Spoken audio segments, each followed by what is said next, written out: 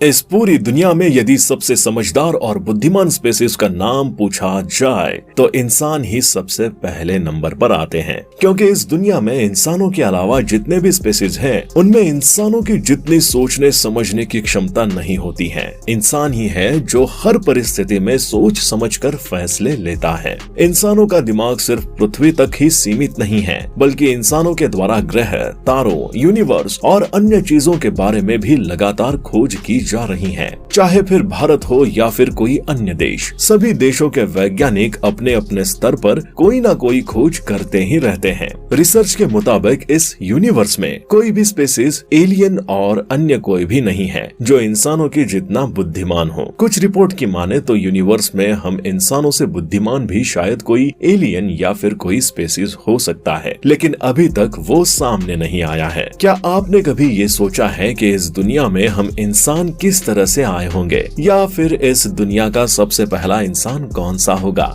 जिसने इतने बुद्धिमान इंसान का आधार रखा होगा? आज हम आपको इस वीडियो के माध्यम से इंसानों से जुड़ी ऐसी जानकारी देने वाले हैं जिसे सुनकर आप काफी हैरान हो जाएंगे। आज इस वीडियो के जरिए हम आपको बताएंगे कि दुनिया में इंसान किस तरह से आए थे और किस तरह से समय के साथ साथ इंसान की बुद्धि में परिवर्तन हुआ है।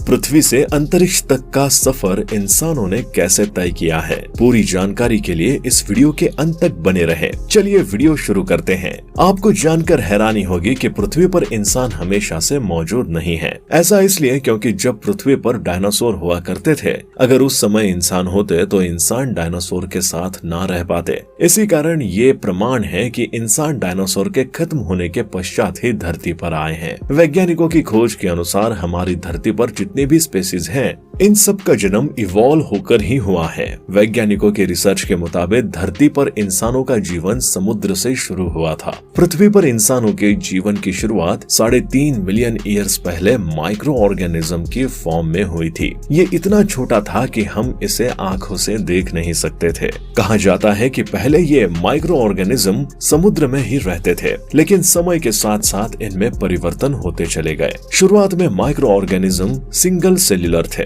बाद में मल्टी सेल्यूलर हो गए, जिसके पश्चात धीरे धीरे बहुत सारे कॉम्प्लेक्स स्ट्रक्चर बनने शुरू हो गए। कुछ माइक्रो ऑर्गेनिज्म पानी में ही ठहर गए, लेकिन कुछ पानी से निकलकर ऊपर जमीन पर आ गए। हजारों लाखों साल तक यही प्रक्रिया चलती रही। इस इवोल्यूशन की प्रक्रिया में स्पेसीज में धीरे धीरे बदलाव होता गया। स्पेसीज का साइज भी धीरे धीरे बढ़ने लगा। ये इतने बड़े आकार के हो गए जिनके आकार के सामने शायद इंसान का आकार भी छोटा हो। कहा जाता है कि डायनासोर इसी प्रकार से धरती पर आए थे और डायनासोर के खत्म होने के पश्चात ही इंसानों का इवोल्यूशन शुरू हुआ था।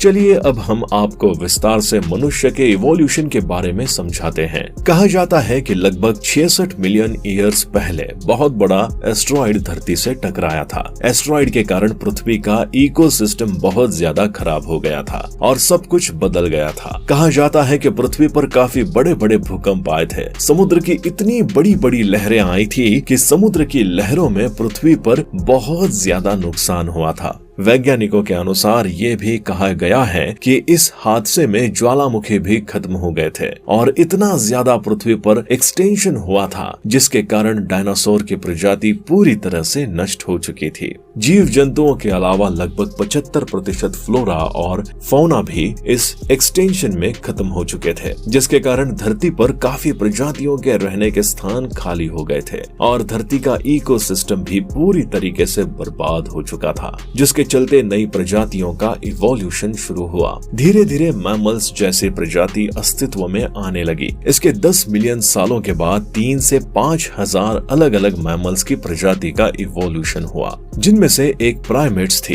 प्राइमेट्स बंदर जैसे दिखने वाली प्रजाति थी। कहा जाता है कि कुछ सालों बाद धीरे धीरे इन प्राइमेट्स में भी परिवर्तन आना शुरू हो गया था और इनके 2 ग्रुप बन गए थे। पहला ग्रुप स्ट्रेप्सिरिनेस का था। इनकी खास बात ये थी कि इनमें सूंघने की शक्ति काफी ज्यादा थी। वही दूसरे ग्रुप की प्रजाति हैप्लोरिनेस थी।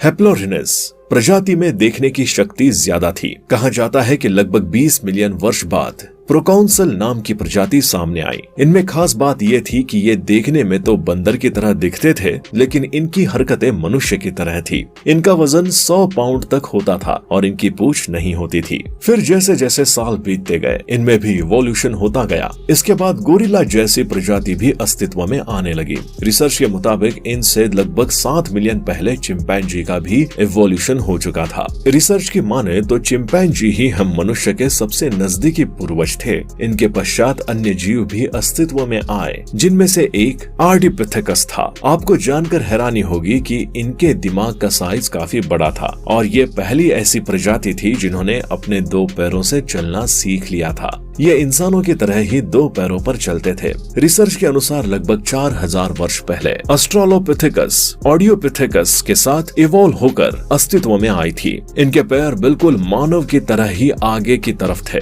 इनके बहुत सारे लक्षण ऐसे थे जो इंसानों से मिलते थे। कहा जाता है कि धीरे धीरे कुछ सालों बाद ये अपने हाथों से स्टोन के हथियार बनाने लगे थे। ऐसे ही धीरे धीरे परिवर्तन होता गया और आगे ये 2 ग्रुप में बढ़ गए। एक ग्रुप ऐसा था जिनकी जबड़ी बहुत ज्यादा बड़ी थी और दूसरा ग्रुप ऐसा था जिनका ब्रेन साइज काफी बड़ा था। कहा जाता है कि जिनका ब्रेन बड़ा था आगे जाकर वही इवॉल्व हो सके। यहीं से एक नई प्रजाति यानी मोमो की शुरुआत हुई। रिसर्च और रिपोर्ट की माने तो मोमो से ही मनुष्य की शुरुआत हुई थी। इन्हें हैंडीमैन के नाम से भी जाना जाता था। ये पत्थरों से बने औजारों का इस्तेमाल करते थे। इसके पश्चात लगभग 2 मिलियन वर्ष पहले होमो इरेक्टस अस्तित्व में आ गई थी, जिनकी टांगे काफी लंबी थी और इनकी बाजू छोटी थी, जैसे हर इंसान की होती हैं। धीरे धीरे जैसे इनमें विकास हुआ, इन्होंने पेड़ों पर नहीं बल्कि जमीन पर रहना शुरू कर दिया था और उनके ब्रेन का साइज भी पहले के मुकाबले काफी ज्यादा बढ़ा था। ये समय के अनुसार अपनी जरूरत के आधार पर अलग अलग रूप में बढ़ गए और अलग अलग जगह पर रहने लगे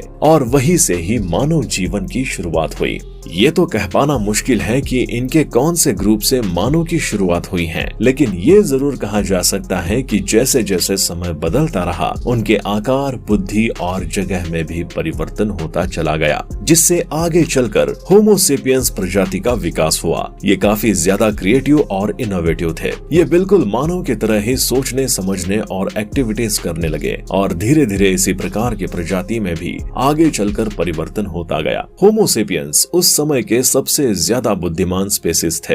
ये अपने शिकार को अपने पत्थर के हथियारों से मारकर अपना शिकार कर लेते थे।